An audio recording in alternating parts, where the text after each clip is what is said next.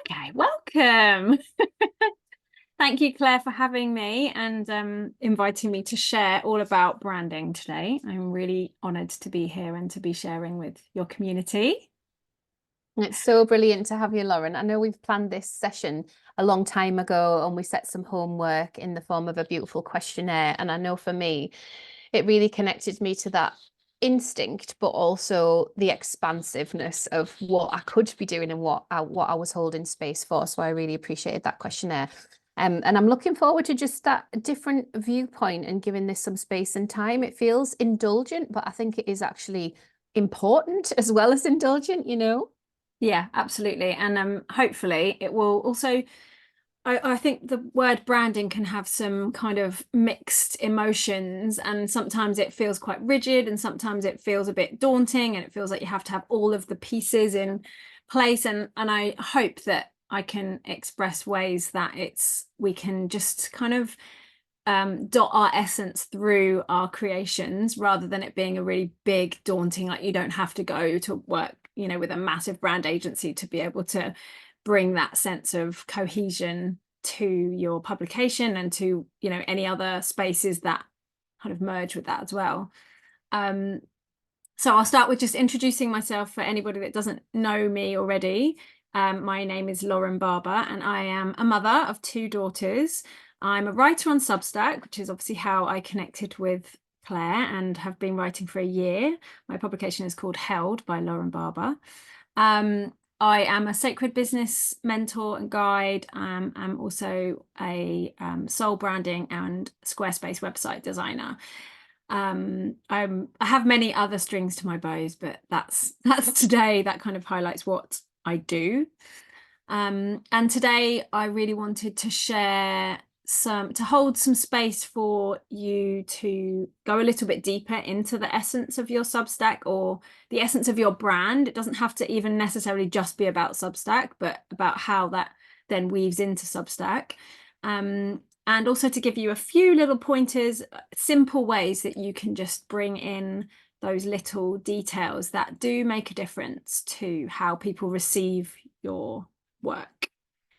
So I would love to invite any questions as we go along. So if you have questions, then please pop them in the chat or ask them, just speak and ask them. It's really nice to make this interactive. I'm a manifesting generator in human design and I respond to my environment. So actually questions really help me to get a feel for what is needed. And before we go into any sort of journaling or question contemplation time, I just wanted to sort of share what branding means to me. And I'd actually love to invite Claire and Caroline. Maybe you can also share potentially what branding might mean to you as well. Because I think there is that idea that it's this big, heavy thing that has to be very structured. And it can be, it can be a really beautiful structure to hold all of your creations together. And that's why I like to have some element of brand guidelines in what I'm creating, because it actually does hold all of your transmissions really nicely together. But it also it doesn't have to be like a rigid structure. It can just be a gentle holding. And the way I see branding is it is really a true transmission of the essence of what we are expressing in our work, in our creativity, in our projects, in whatever it is. And I suppose it's almost a bit like, the clothes we wear and the way we present ourselves as human beings, or the jewelry we might choose, or the makeup, or the way we decorate our house. It's just another form of expression, and it leads, when we're creating Substack or a website or a social feed or whatever it might be, that is effectively like a piece of, to me, it's like a virtual home for your creativity. And so thinking about how you would like that to be received and how you would like people to feel when they come into that home, come into that space, that's really what branding is to me, is a visual representation of the feel, the look, you know, the energy that you want to transmit. Hopefully that makes sense. It's also, I feel like it's a way of connecting with your community and your audience without words. So through feeling, through imagery, through texture, through little tiny intentionally placed items that don't have to take lots of time, but that just give people that little insight into you as a creative. I'm just going to check. Caroline said, I think of branding as how our audience experiences. Yes, I love that. That's beautiful. It is. It's how we are received, I suppose. And it can look like having cohesive, like it can look like a logo. It can look like a symbol. It can look like certain things that people see in the page breaks in the way we write. But it can also look like imagery that really reflects the feel and the tone that we want to get across. And it can look like colors, you know, choosing colors thoughtfully. Oh, Sarah's just arrived. Yeah, it can look like choosing certain textures and backgrounds in an image. It can even look like the choice of font. I know there's not a huge amount of choice in Substack, but if you are wanting to create something that has got that more classic feel, then choosing a typography that is a little bit more classic versus modern. So it's intentional. It's just, rather than just putting something out there for the sake of just getting it done, it's just taking that tiny moment at the beginning of the journey almost to set a few things in place so that you have that gentle structure to make sure that your audience is able to receive you and experience you in the way that you want. How does that feel? Yeah, that feels really good, Lauren. I feel like some of the instinctive decisions I made around stock images when I first started on Substack were just playful and fun. It's like, oh, what'll happen if I type in pink timeline or, you know, beach scene or whatever? And then because it's been 2 years now, I've got this kind of idea of what I want to do. And we touched on this in our paid members session around visual surprises, because I'm a big fan of visual surprises within my own work, just because of that kind of playfulness of stopping people in their tracks and giving them a pause moment around the text, you know, trying to break the text up, yes, but then the image that I used for my latest post, it was just, for me, it was like abstract art, but also possibility. So like this stuff really lands with me on a deeper level. And I think when I am in a rush, what I've started doing is just using the sparkle emoji and then moving it to the center of the page with a pull quote. So it does enable people to stop and pause, but I don't have to put in another page break, or I just want to kind of write it quickly. There's that flow state that I get in that really helps with, because it's like emoji, move, carry on with the writing, you know? So, and I could go back and edit if there's time.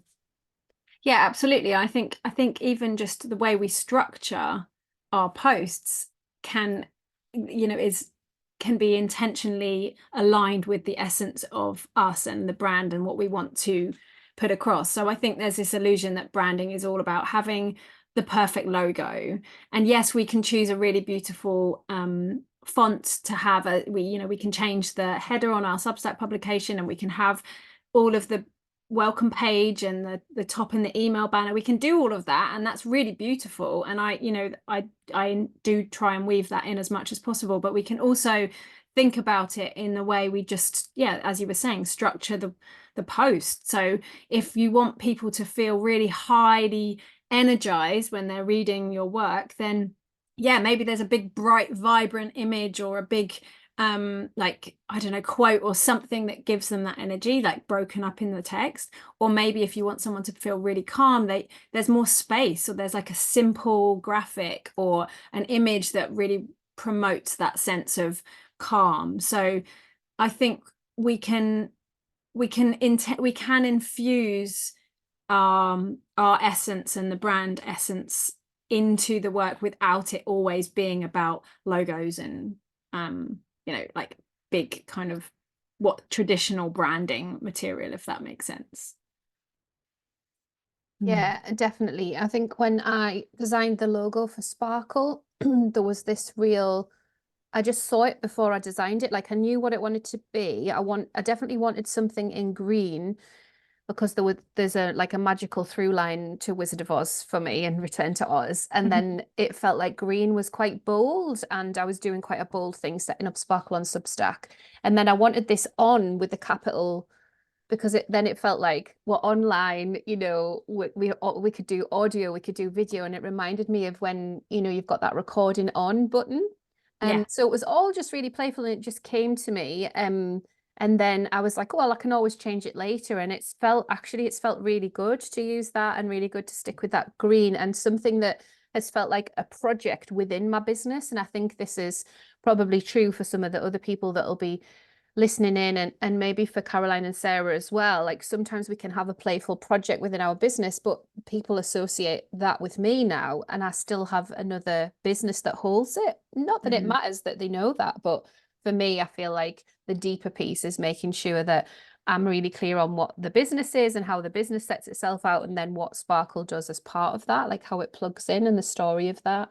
Yeah, so there can be almost like a greater holding for for everything that comes under Claire. And they're almost like different threads. So it could be a certain project, or if you were doing a certain series, for example, you might want to, that might have a completely different energy to your main publication.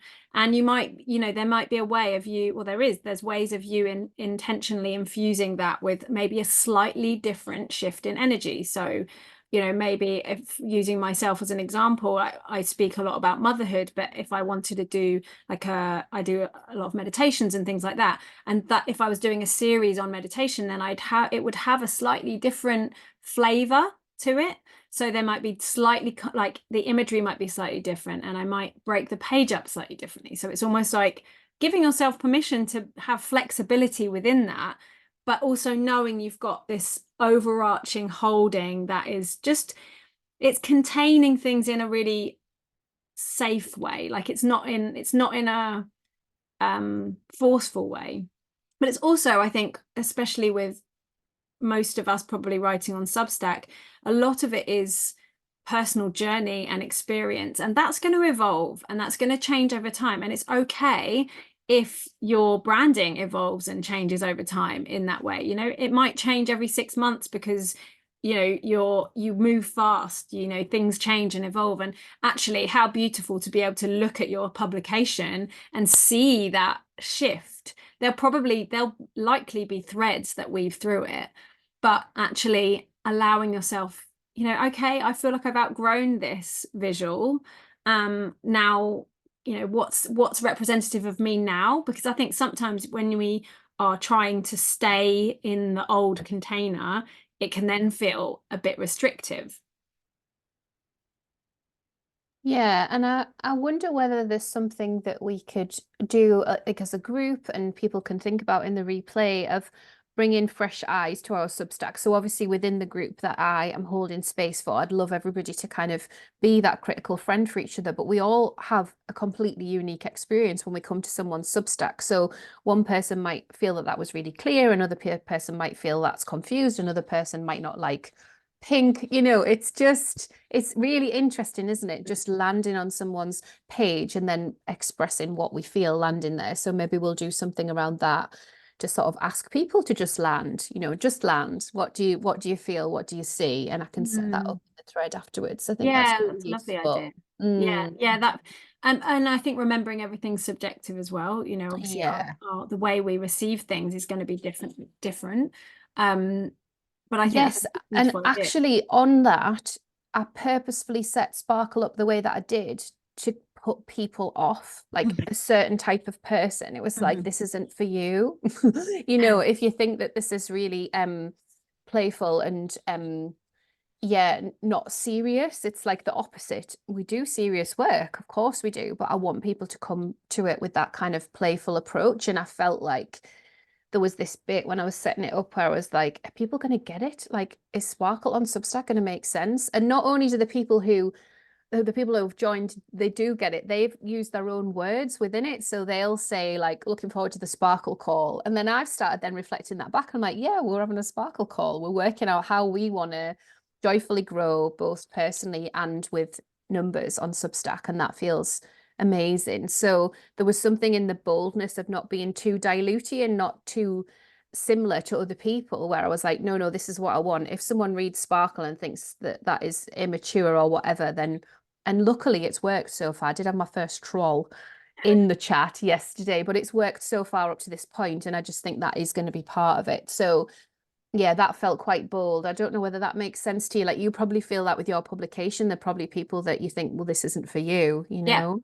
absolutely. And that comes through the language and the kind of content that I share. And I think what one thing to probably, consider, I think, when we're setting up anything, online particularly, is that sometimes it will be a very much a direct transmission of us. So my Substack publication is a personal journey.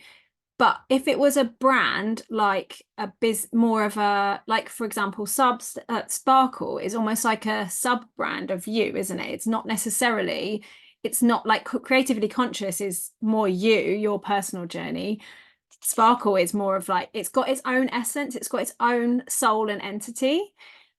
So depending on what your publication is and what your offerings are, it's going to depend on what, you might not want it to be as personal. What you might put out personally might be different to what you want your publication to transmit. So it's important to, I think, to really connect with, and that's why we're going to go into some questions, but to really connect with the North Star of your publication.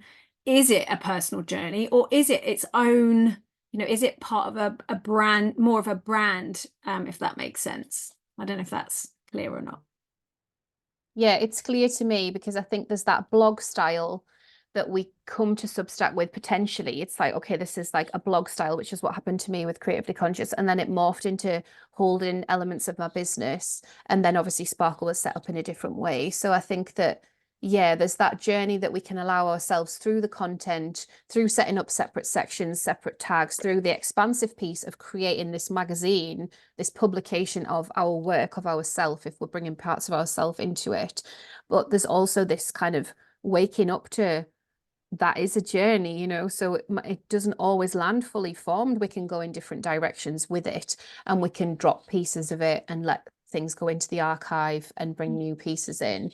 The invite's there, isn't it, to be expansive on Substack. It's different to social media. Yes, we can send out our newsletters. Yes, we can do blog style, but we're holding people on that web page. We're holding new people, and people are saying, yes, I want in, like I'm up for being part of this community. So that feels really special. Okay, so I'm really open to questions, but I think it would be nice to dive into some reflections of your own, as your in terms of, I've got some questions which were shared on the questionnaire, but I think even if you've answered those on the questionnaire, that it's worth answering them again fresh, like just using this time to just jot them down. Now you can come back to these. We're going to move through them fairly swiftly, so it's very much like quite an intuitive, like, get it down on paper, and then you can come back to these if you need to. Oh yes, Claire's just shared the original post with the questions, so you can access them afterwards if you need to. But what I'd love to invite you to do, if you have, hopefully you've got a journal or somewhere to write, I'm sure probably most people have, to just start to go through these questions. And I really invite you to take a pause and try to let this come very much from that, like, heart and soul, rather than the head too much. So that's why I like to do this quite fast, because it doesn't give us as much time to get into our heads. So I'm going to work through a few of them, and then I'll ask for some, any interaction, any questions, and then we'll work through a few else. Has anyone got any questions to start with, or are we all good? Okay, amazing. So take a moment and just, if you need to stretch, if you need to just shake off your hands, maybe bring your hands to the heart, close your eyes, just take a breath, take a couple of breaths, and just let go of anything that has already happened today. Might want to wiggle the shoulders, wiggle the jaw. Okay. So the first question to contemplate is, what are the core values that you wish your Substack to embody? So we're just going to take a couple of minutes to work through that. I'll mute my screen so you won't hear me. So what are the core values that you wish your Substack to embody?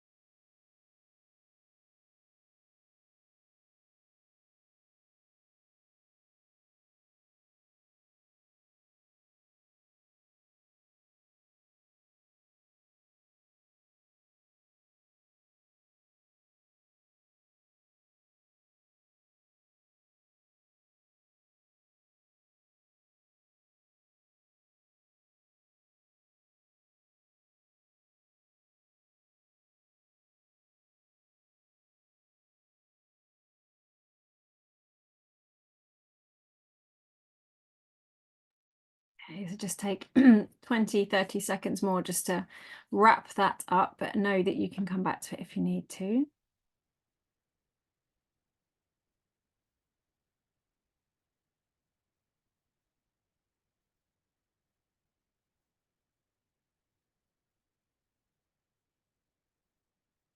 Okay, so the next question is, what is the North Star of your Substack? So what is that piece or that anchor that's guiding you forward with your Substack? What's the what is that deeper purpose?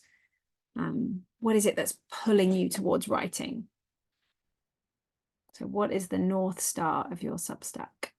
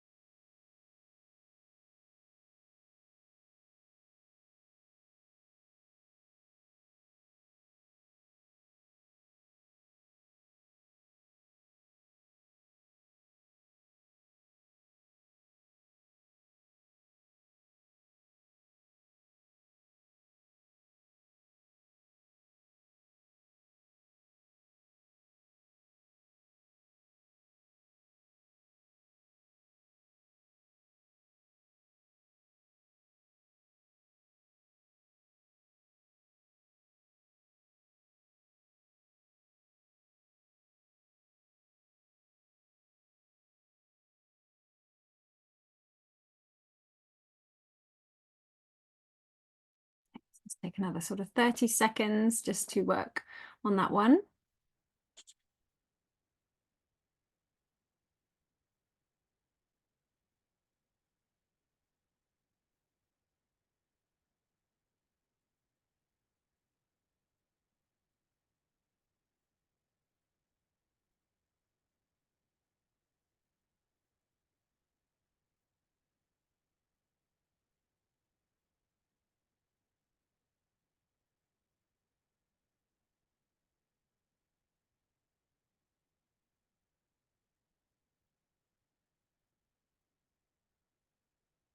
Okay, next question. What is your why for being on Substack? And this can be both a why that kind of responds to the greater, wider world, and or it could be a why and it can be a very personal why, like why would you be writing on Substack? Why are you sharing? What is your why here? Hello, Laura. I'm just doing some journaling questions. So we're just taking a couple of minutes just to explore the why of your Substack.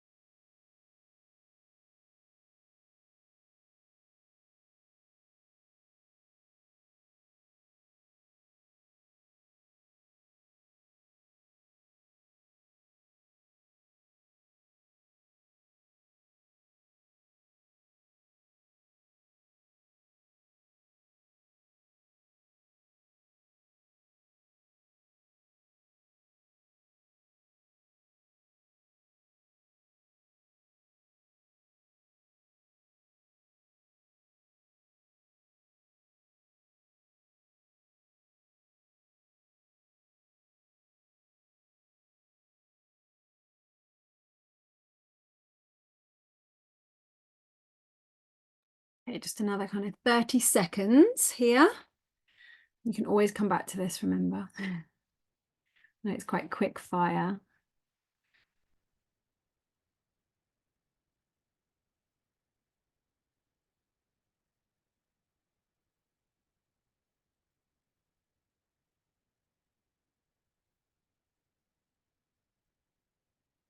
Okay, next question.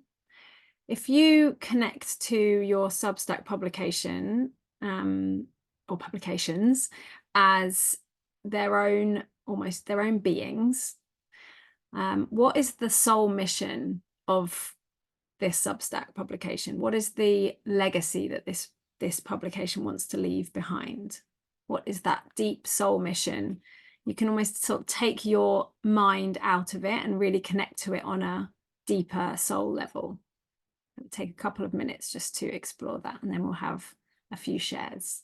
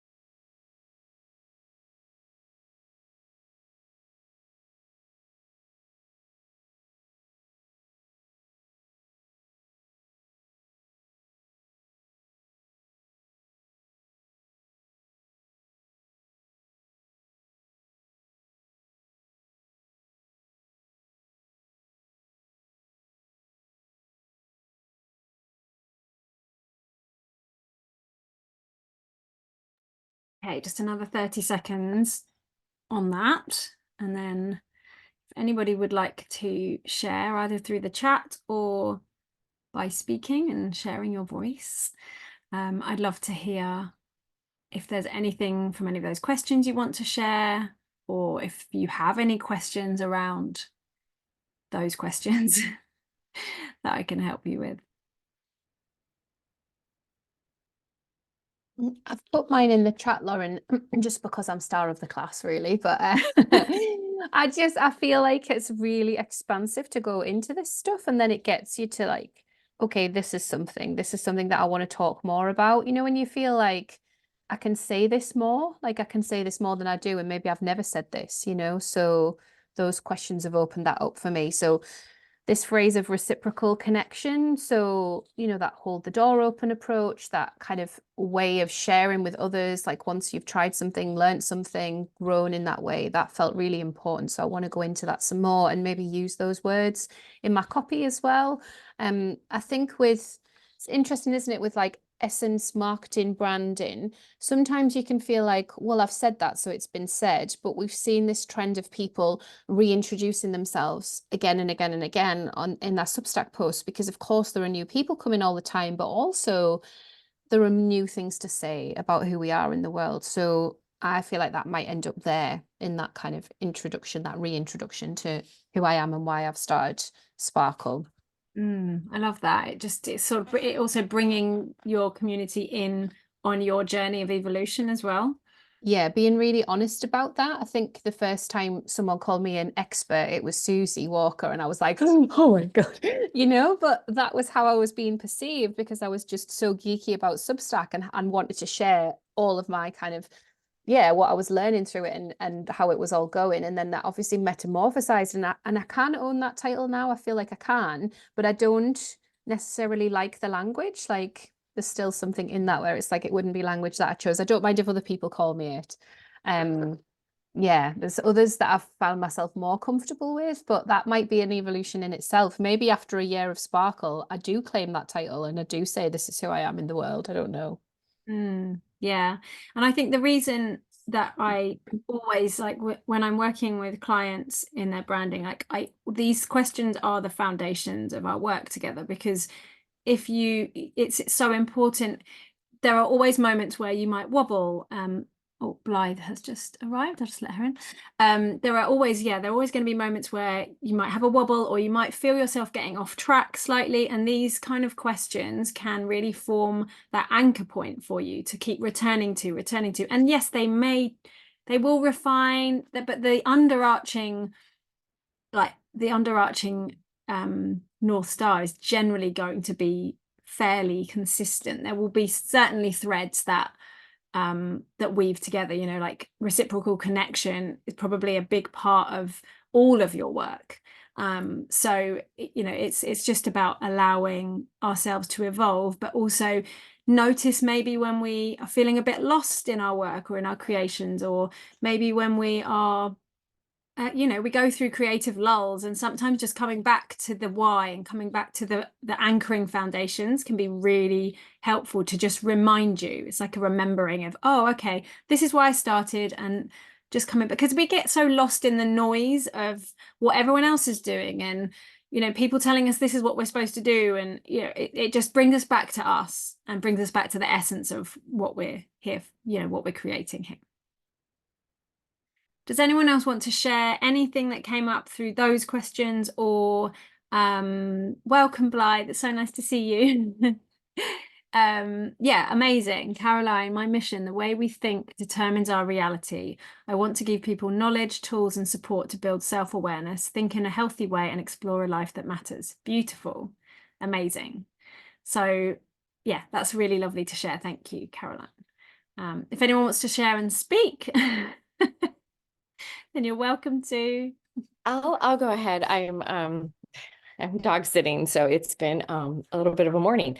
I'm Blythe, and I did the questions, and I think the biggest thing that came up for me is I am trying to merge my like website, blog, business, which isn't very established, with my Substack.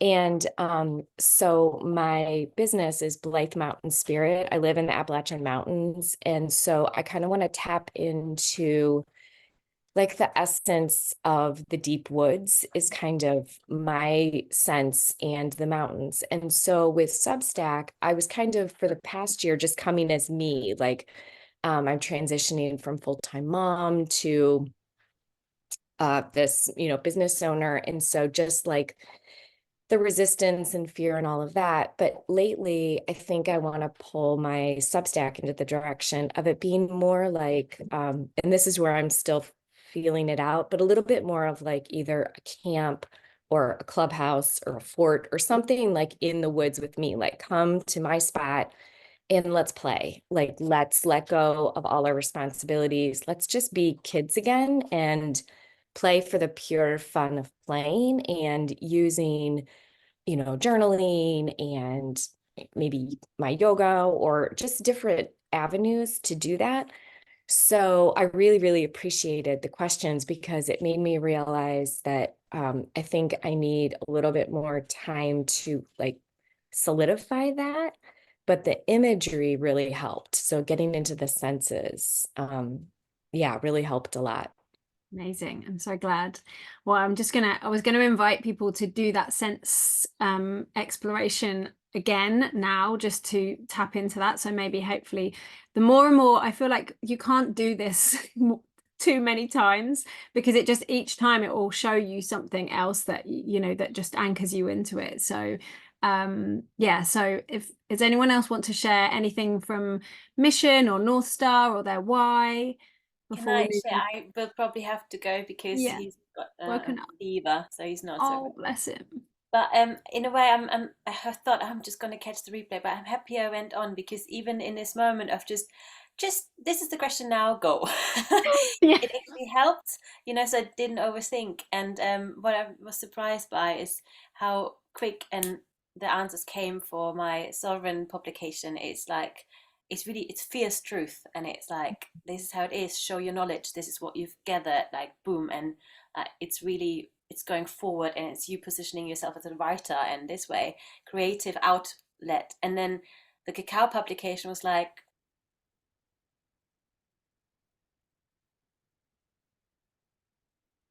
sort of thing.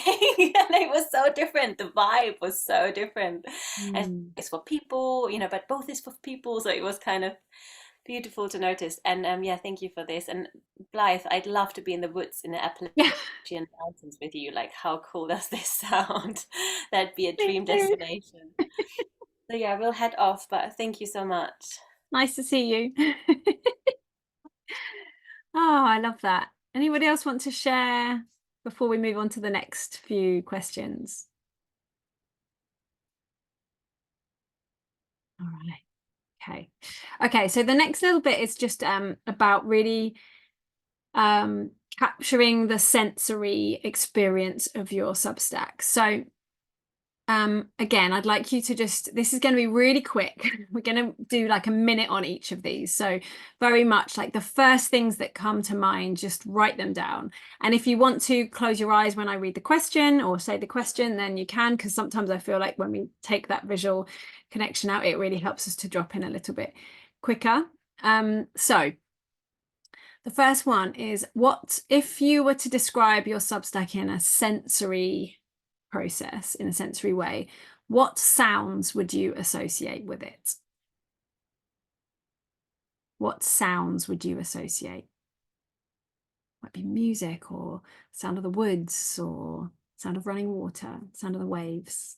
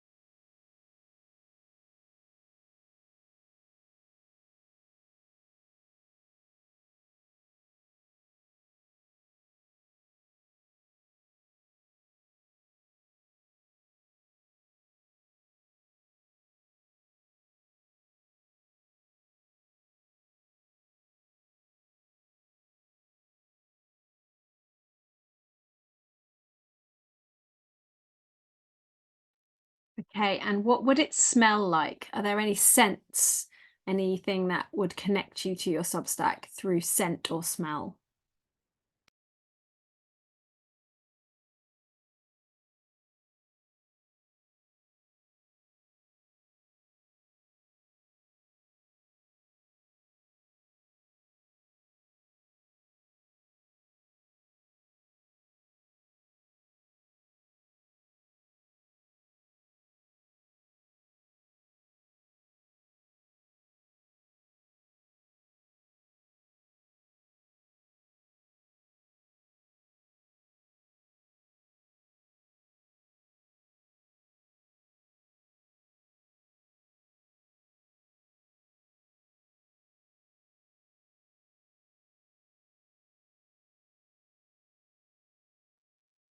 And what about taste? Are there any tastes that or flavors that you would associate with your Substack?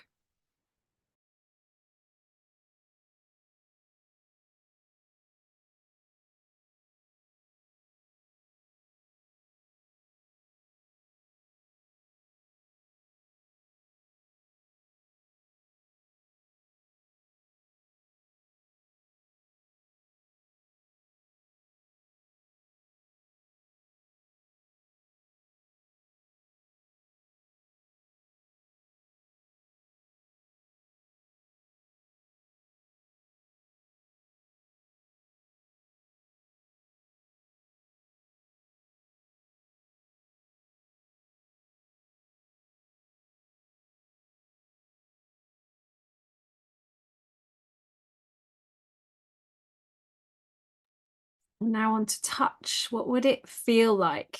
Are there any textures? What would it feel like if you were to touch things in your Substack publication?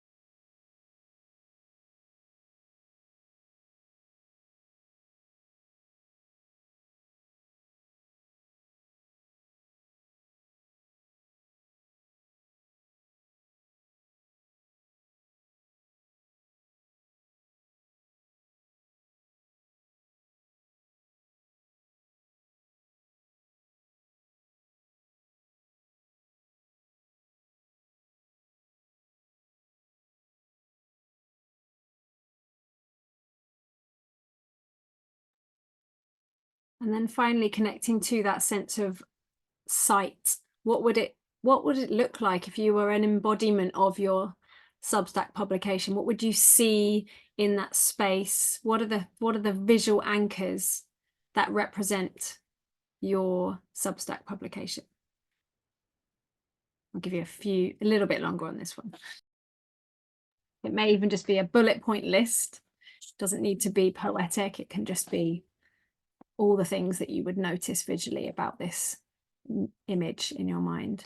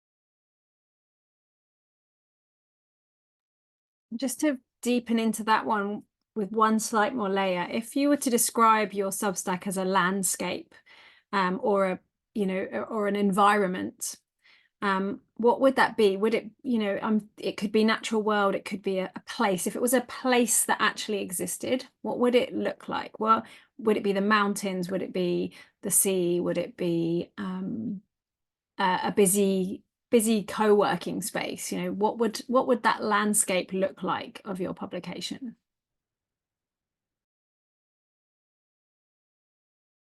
Just go with the first thing that comes in, if you can.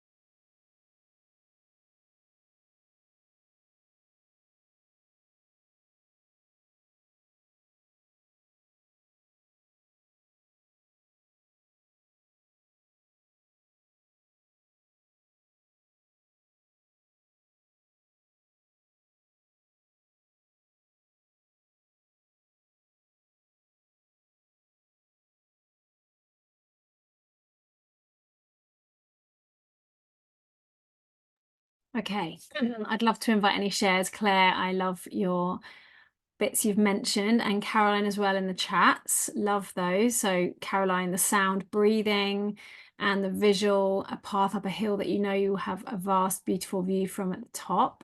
And Claire, pick and mix sweets. Definitely got the sparkle vibe. And wearing a gold dress in a lush tropical rainforest, parrots are flying overhead and there's a space to gather that is like a clearing and very calm.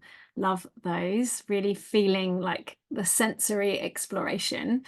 Anybody else would you like to share? You can share in the chat or you can just speak.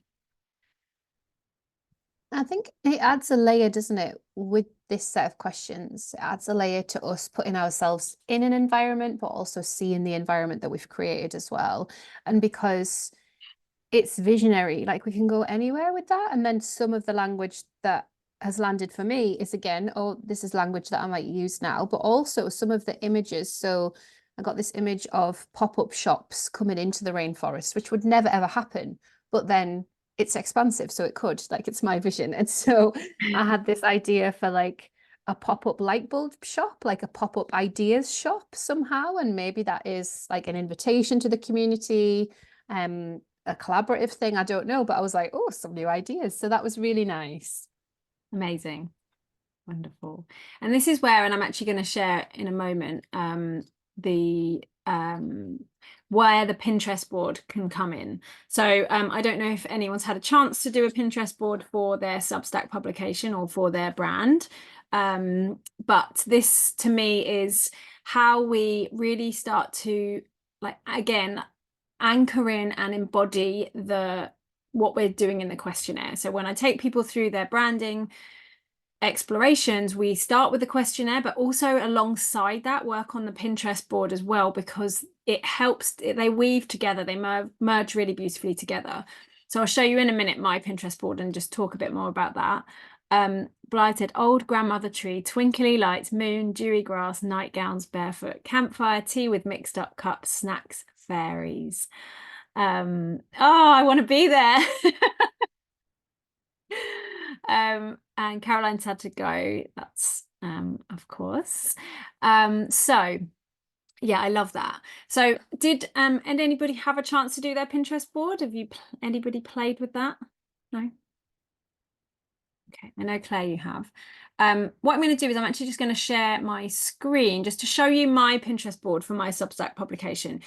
And just briefly talk you through some of the whys that I've chosen certain images, and why I really like to merge this with this sensory piece is that we can actually use those sensory things that have come through to then go and find images that represent that to us. And this will help us, it just helps to bring it to form, because I feel like when we're creating brands in this way, this very kind of quite a like heart and soul led way of creating brands, it's about really connecting to, it's like it's bringing something that doesn't exist in reality yet into form. And so the Pinterest pictures and finding visuals that represent those things really helps to start bringing it earthside effectively.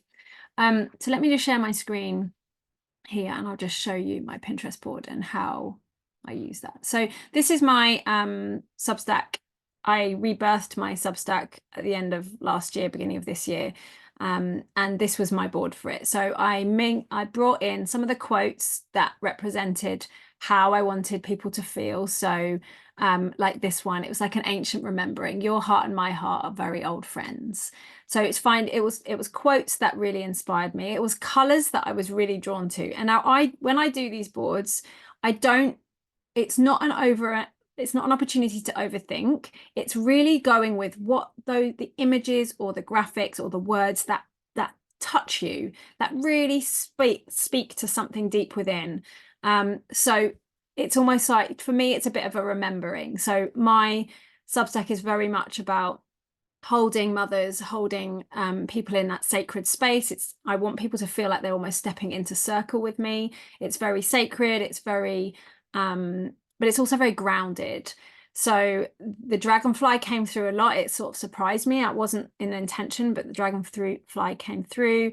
Obviously the sort of the wildflowers, the holding, the essence of the woods, and the colors were all very warm and had like a golden sense to them. Very much, yeah, nature, earthy, quotes that represented that. The mountains always creep in somehow, and then the circles, the kind of comfort. So this is like around the textures, the sense of coming together. So this I just I find is really helpful to start seeing it come to life. And then I'll show you how you can use that in a minute to look into colors as well. So the Pinterest board is a really, really worthwhile thing to do to help you come into connection with the essence of your brand. Does anyone have any questions about that before I move on? What do you use as key search words? So you can use some of the words that you've noted down in your questionnaire. So even those sensory textures, you can use that to start you off. I actually love the fact that Pinterest will, if you start selecting images that really speak to you, it will show you other things that are also similar to that. So you kind of allow yourself to get lost down the rabbit hole. So you might start off with old grandmother tree. You might put that into Pinterest and see what comes up. And then it might show you, I don't know, like women around a tree, or it might show you a certain type of tree that you feel called to. You could search for, you can search as simple as, if you wanted a really clean minimalist sort of vibe, you could search minimalist aesthetic. So you can be more specific, but you can also be very much, let Pinterest show you, because if you can literally type anything into Pinterest and it will show you something. So yeah, fairies, campfire, like all of those things that you've written in your sensory exploration would probably bring you towards things that you could pin. And you could, what's nice to do is to have, I do say, let yourself get lost down the rabbit hole, because often we're like, oh, we get a bit swallowed up in going down Pinterest or going through Substack or whatever it might be. But actually give yourself permission to go down the rabbit hole for a bit. Pin as much as you want, you could have hundreds of images on this board if you want. And then what you can do is then create a sub board within that to pull out like your favorite images that you just wouldn't want to let go of. So when I work with people in their branding, I ask people to guide me through their board and tell me why they've picked certain images, what it is that connects them to the essence of what they want to do. It doesn't have to make logical sense. It might be that you end up pinning, I don't know, a cake on there, and it's absolutely nothing to do with what your Substack is about, but to you it represents, the connection or creating something, or it represents something. So don't feel like it has to be some perfectly aligned board. It's just for you. It's really for you to just remind, again, it's like a visual reminder, because sometimes we need the visual reminder, not just the words, to anchor us back into that essence. Does that make sense? So have fun, play with the board. You're always welcome to send them to me. I'm always happy to look. I'm sure Claire would like to see them as well. It is a really nice thing to see, and it's amazing how you can sort of almost witness yourself through the board often, and witness it sort of mirrors to you things that are important to you.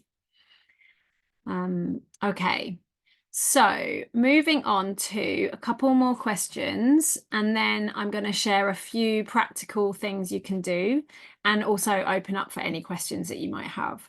So again, another little quick fire journaling exploration. How do you want to feel as you express yourself through Substack? So this is about you. How do you want to feel when you're expressing yourself in that space? So when you step into writing on Substack, how do you want to feel when you are putting your creative essence out there?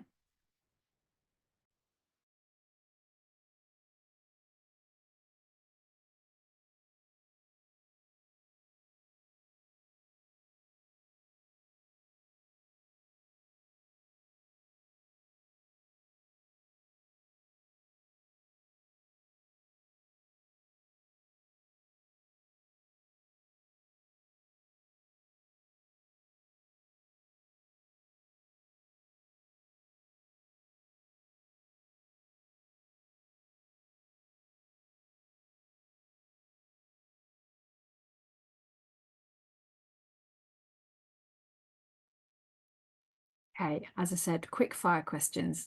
No chance for overthinking here.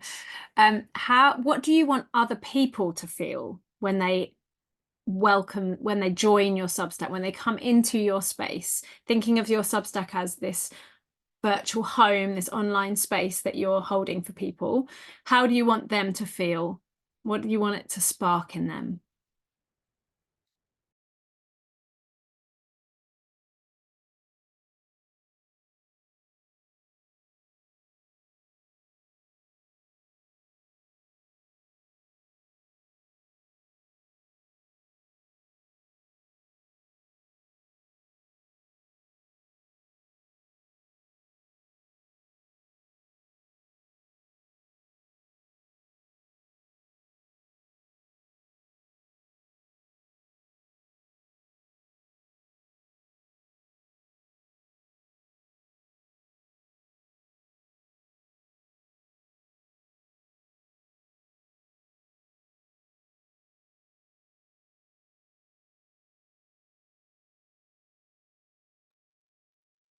Okay, and on a very, it might be practical, it might not be practical, but what actions would you like people to take once they have explored your Substack? Now, this could be calls to action in terms of coming into deeper connection with you in other areas of your work or in other places, or to engage in comments, or it could be something that you want them to do for themselves after they've read.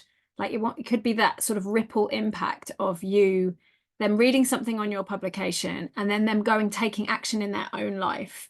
So it might be both. So what actions do you want people to take once they have explored your Substack?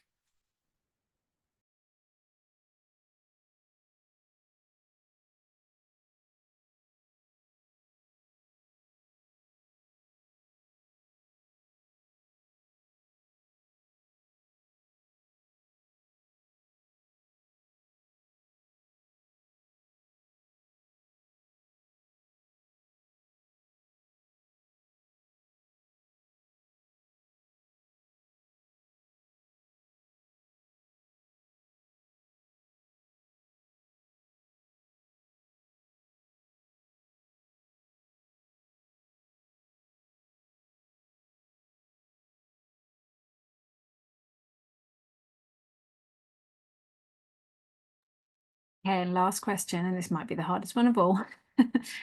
If you were to use just one word, or I'll maybe let you have one very short sentence, to describe, to capture the essence of your Substack, what one word would you like it to be?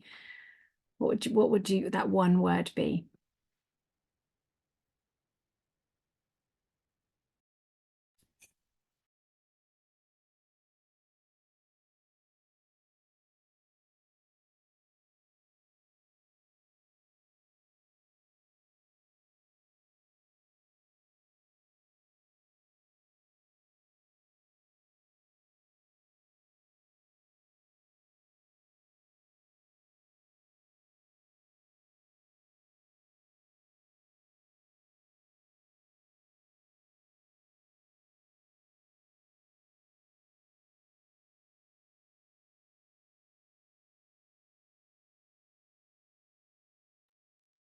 I'd love for anyone to share their one word or anything else that has surfaced through that last little bit of exploration.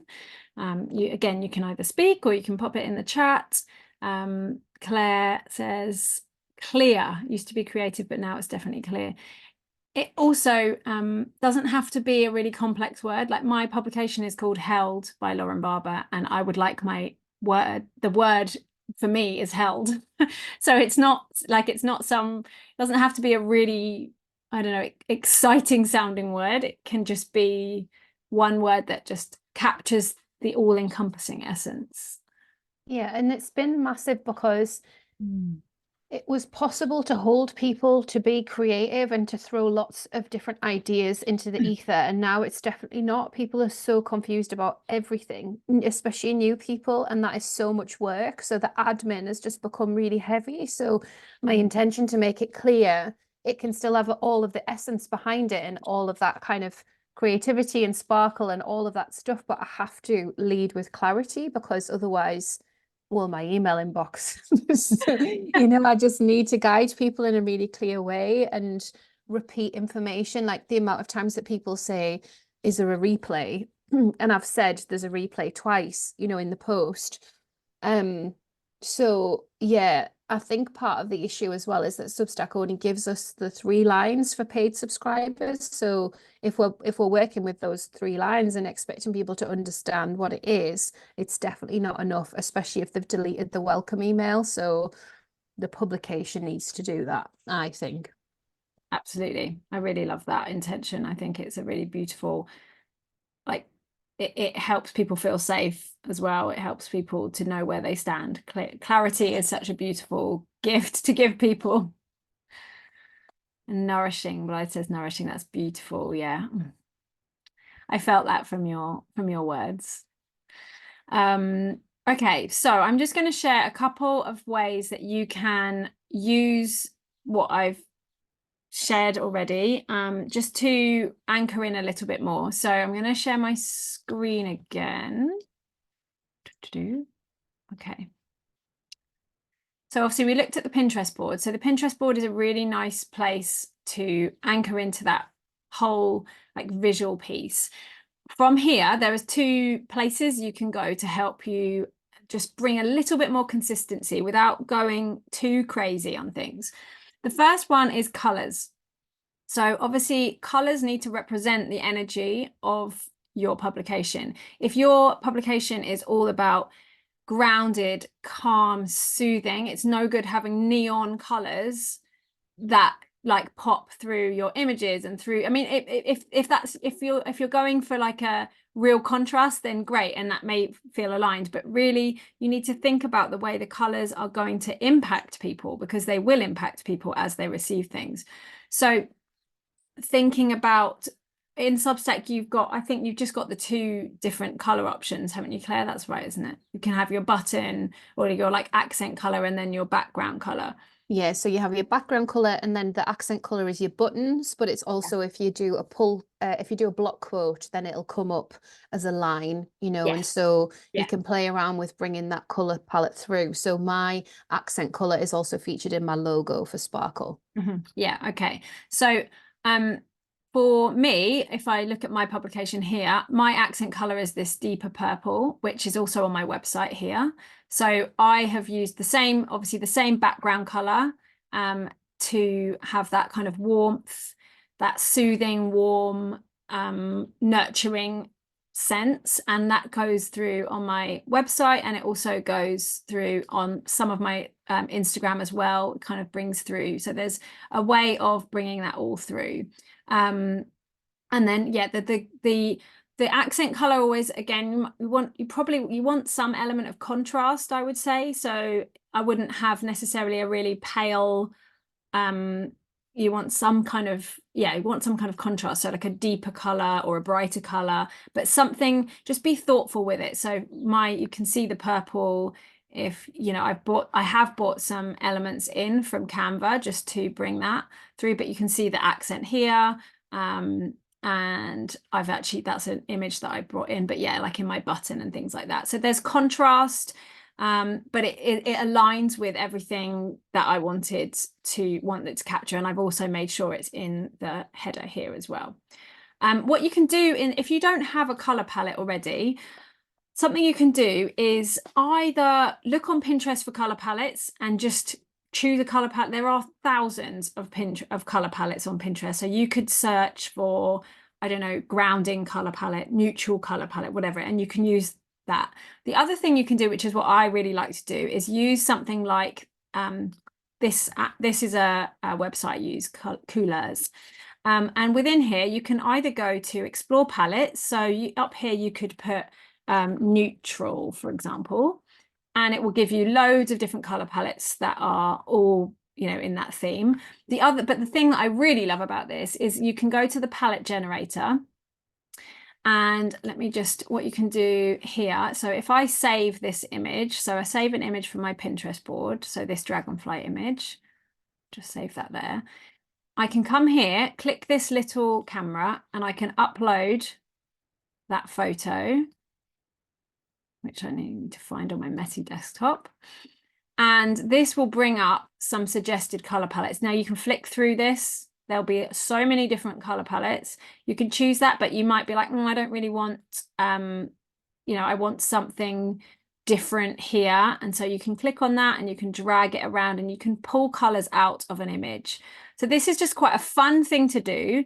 Again, just being mindful, you only need a couple of colors in Substack, but obviously if you were creating this for a bigger brand picture, then you probably want maybe, I usually choose between 4 and 8, depending on, you know, what we're using them for.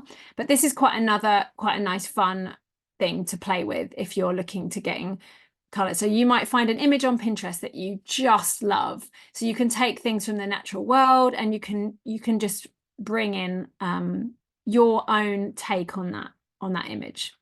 So that's a really nice thing to do. When you have your sort of color theme, you can also, if you're using your own imagery and you've had a photo shoot done and you've got all of your own pictures, then you can either put some kind of filter on that kind of aligns with your branding. But if you're using stock imagery, which quite a few people do, you can come to somewhere like Unsplash and you can create a collection. So within Unsplash, you can save a collection of images that would anchor you to that same Pinterest board, or the colors that you've chosen. And then that way you've got a library of images you can call upon at any time that you know represent your brand. So these are a few different, some are for clients, but say this one, this is kind of got that theme of the rose, of the sacredness, a bit of magic, a bit of depth. So I've got that collection. So I can always come to this collection and pick out an image. And I know that on my Substack feed, if I put any of these photos on, they would align with what I'm hoping to capture the essence of. So you can create a whole kind of folder for you. And yes, it is a little bit of work at the beginning, but if you put the work in at the start and you have this all lined up, it actually gives you more freedom to just know you've got it all there ready, and you can just, you know, you've got things to call upon. And you can obviously, of course, collect things as you go along. So there are just a couple of ways that you can weave that into the essence of your publication. Also, you can obviously choose typography for things like your headings if you want to, and icons and things. Again, for example, if you are like, I use a star, that's just kind of come through everything. It's just, that's where my little star is in my dividers. It's on my website. There's a continuity of that goes through. So you might have a little symbol, it might be a circle, it might be a shape, it might be just one thing that you can use. And you can also, what's quite nice is I use Lightroom, the free version of Adobe Lightroom on my phone. And I have a couple of filters that if I'm taking photos on my phone, which a lot of my images on my publication are iPhone photos that I've taken, they line up with my professional photos that I've had done in terms of color, because I edit using Lightroom, just change the color to being a more kind of vintage, warm feel, which lines up with my kind of aesthetic, I suppose. So yeah, that's kind of a splurge. I'm really happy to answer questions. We've got 10 minutes left. So if you have any specific questions around your publication or what I can do for you, then I'm really happy to answer them. Lauren, I wonder if you would just share your screen and put Sparkle on so I can just whiz through the decisions that I've made, just if people are like questioning, okay, how can I personalize this, that, and the other? Yes. So I haven't put a word mark on. So where you've got that beautiful word mark held by Lauren Barber, I can't get it to work. And I've tried a couple of times and it just comes out really tiny. I've had people send me their files. I've tried to edit them. It just doesn't work. So I've kept it really simple, but I also feel like it's fine, it works fine. And now I'm like, okay, like maybe I'll do it for my year anniversary or something. I'll get a new word mark there. The most popular that goes along that line there, I was considering this week taking it out because I feel that adds to the noise. And then when you scroll down, I've got simple Substack advice. I've got membership, so people obviously know that that's where they go for the paid stuff. And then the last one I think is around, oh no, there's two more, Substack growth tips, because that's what a lot of people were coming for originally, and then make money on Substack because not everybody wants to. So I've separated that out. So just in terms of being able to try and say, these are the places that you might like to go. Someone might want to go to all of those places, but I'm trying to think about where does someone go when they first arrive, and then where do they go when they've spent a bit more time here. I put the little sparkle emojis on membership, and I try to kind of lead with, this is a publication for members. Free people are also welcome, and I will do free posts, but my whole mindset is around how am I of service to my members? What do my members need? So I really try and kind of highlight that there. And at the top, I've got the hero post. I don't know whether you've got that, Lauren. I can't remember, but this is a pinned post. It's on my list. On the list, yeah. And the reason that I did this was because I wanted to have a photo of me so people felt really welcome. I wanted to, if they recognized it from notes, for it to be the same photo as my writer profile. And then I just literally added some glitter to try and just be like, this is a sparkly place. This is an inclusive space. So I feel like the more posts I do and the more I layer up these separate sections, that I get a better sense of how I want to hold people with both the visual and the words. And it's taken time for sure. I think there was definitely a phase of this publication where it felt chaotic even to me. And because I have the founding member tier as well, I don't have that on the front page. I just try and email them separately and keep that separate. I just think it would be one too many things. The hero post does drive subscription, so it's come up in the calls quite a few times. So this hero post has driven well over 100 subscriptions, and people are kind of questioning, do we need an about page and a hero post? It's just the landing, when you land and you're asking people to do one thing, to take one action, they usually will click on that because it's an invite. So that's felt really important to keep popping back in and editing the text and making sure that it still stacks up. The same with the about page. I do that every 3 months, and so we'll be doing that together we do that review piece and then we look at that. So it's thinking about the landing and then what next, like where people are likely to click next. And you can actually look at that when you get a new subscriber. You can see what they click, and then that gives you lots of intel into, okay, like this is a space I need to give more time to. So the hero post felt really important once I was realizing that that was the main place people were clicking. Yeah, I think it's I think it also is very dependent on the publication, isn't it? Because for you, it's a resource space, and right. People will, like, there's so much that they can go through and explore, and actually, because you have so much content and you're teaching, it's really important to signpost them to places and to have that post. But for my publication, like it's weekly, like it's more like what's coming up in my world this each week. And I feel like sometimes maybe I don't need to necessarily have that, because I'm not necessarily expecting people to come in and go through all of my old posts. They kind of meet me where they're at and where I'm at that time. Join along with you. Yeah, that's really nice. So I think it depends on your publication very much as to whether you even, I would like to create one because I feel like it'd be a really lovely anchoring point for me. But I don't know that for necessarily people in my community would necessarily always go there.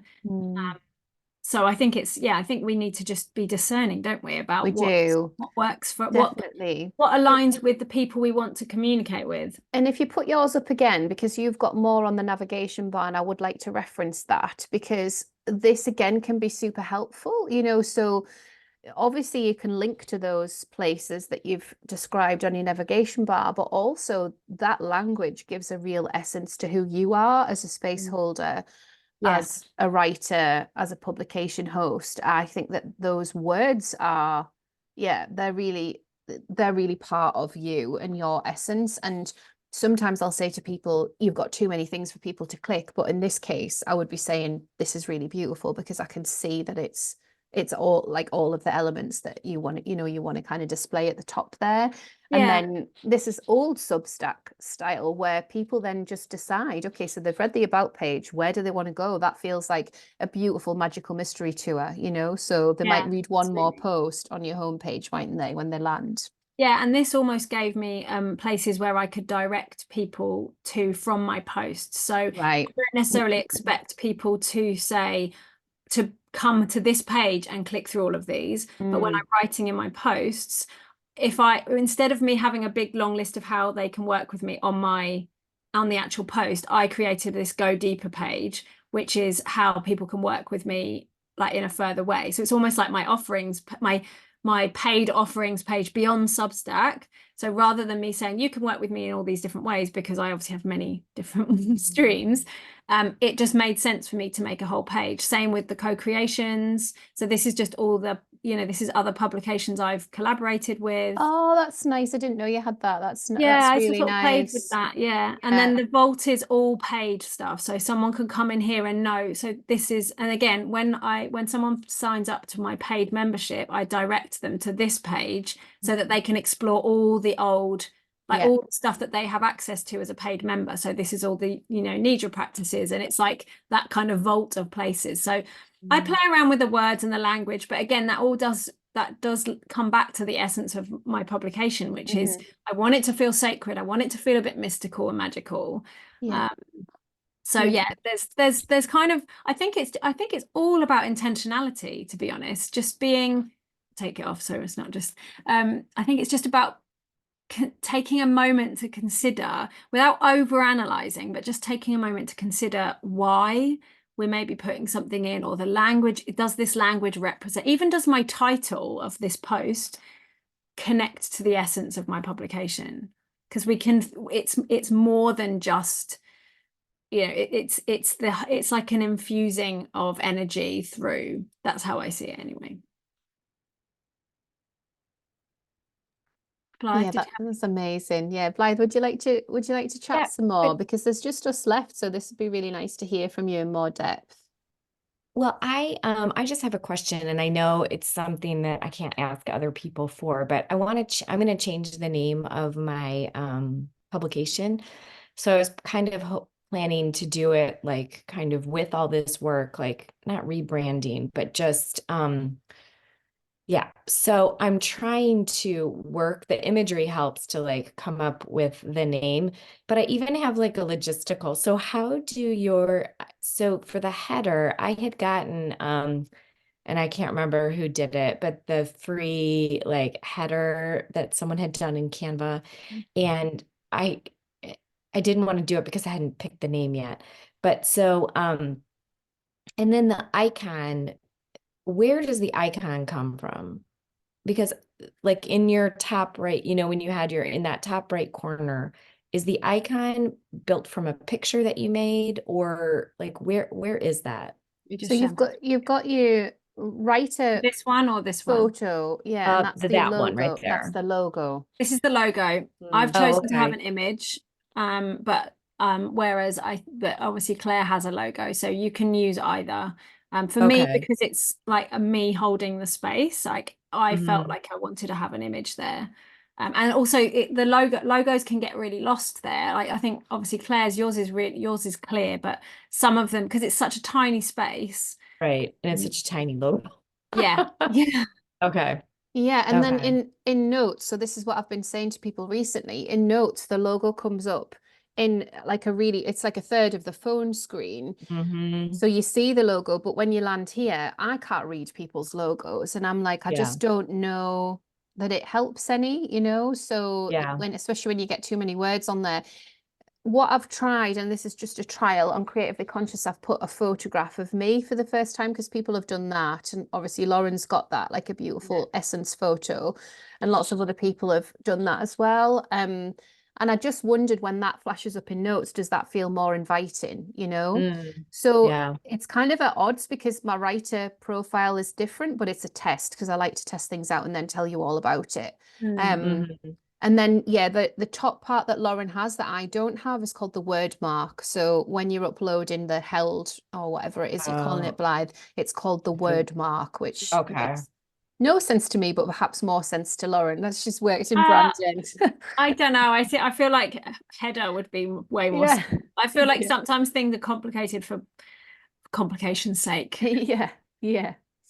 Yeah. But I'm yeah, really I I like just, yeah. I like it because it's softer. Like on my website, I like the font because it's much softer, and like mine currently is like teeny. So when it pops up, every time I see it, I'm like, oh, I want to change that because I just don't like, it doesn't evoke anything in me. And so yeah, that's coming. But Yeah, logistically, I don't know what that is, Blythe, because like I said, I've had the files, you know, I've done it and it still comes up really tiny for me. It doesn't work. It doesn't, they say stretch it out to Mhm. the full background, and I've done that. You know, people have sent me their word marks and I've just put my font on and it still doesn't work. So I don't know what I'm doing wrong, but I'm very impatient. So I've just thought, you know what, Yeah. we'll leave this for now. That's Yeah. weird. There are glitches, isn't there? I'm really happy to answer, like, if there are any questions you want me to answer in the chat or anything, I can always do that. Beyond if things come up after here as well. If anyone, and also for anyone that's watching the recording, I'm more than happy to hop on the chat. Claire, if you want. So one quick, when you were talking about your Unsplash, is the Unsplash the same stock photo that Substack uses? I think I don't actually know. I have never used the stock images within Substack, so I think, is it, Claire? I think it might be, yeah. Yeah, it's Unsplash. So my question would be, can we get to our files? Because when you go to search, it just gives you Unsplash, like the library, right? Right, So we yeah, would I just need to probably know not. what the names of the files are that we've saved, but it's a really nice idea. Yeah, I'd to just do probably that. save the collection and download the images into a folder on my desktop and just Yeah, and then you can upload them that yeah, I've way. never Oh, used the built-in. So that's what you do. So you have the version, do you have the paid version No, of, just so use just the free version of Unsplash, and then so you can create your collection and then you download the images to your own computer. Yeah. And okay, because that would save time, because I get really irritated when I know like what I'm looking for or the feeling, and it's just, I waste a lot of time, you know, like yeah, I get stuck in that. So that would be helpful to have like a bank of them. Yeah.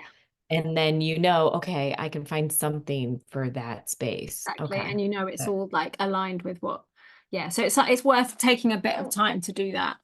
Yeah, I'll Okay. put some There are other little actions in the follow-up post, and we can just chat about it some more and like work through it, because it's like you say, Lauren, it's a bit of work, but then in terms of your process, you know, you just weave that as part of your new process. So that feels exciting, doesn't it? We should let you go because we're just over 11:30, but thank you so much. It's been Oh no, amazing. I've thank you just so much. so much inspiration here for Yeah. like posts, images. Yeah, just the whole thing. I feel like I've been very immersed in your world of branding. So thank you, Lauren. I really appreciate it. It's a pleasure. Thank you very much for inviting me to share. And yeah, as I said, I'm always happy to answer questions. So people can get in touch with me however they want. Direct message now, we have that. Direct message. And will you remind people about your one-to-one offer that you have on branding? Like, I know you do websites and all of that sort of stuff, but like, is there something, if people wanted to spend more time with you, like one-to-one, do you have that? Yeah, no, I do. I have a couple of different options with the one-to-one work at the moment. One is for me to take on and do the branding for someone. Like, so I do that with a lot of clients, but I've also just created a like a hybrid of a sort of DIY, but almost with a creative consultant built in. So where I basically would, you know, guide people into the tools that I use, and then offer feedback and sort of a hand holding through the process. So obviously it's a much lower investment than my brand, like my full branding package is, because, and it's also quite an empowering process to go through if you have the time and space to do it.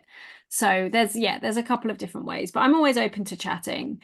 For me, it's just, it is really beautiful work. It's definitely my heart and soul work to help people bring this to life in whatever way that looks. Beautiful. Thank you. That's such appreciated. Well, thanks again. And I hope you both have a lovely day. I'll see you both soon. Take care. Bye. Bye.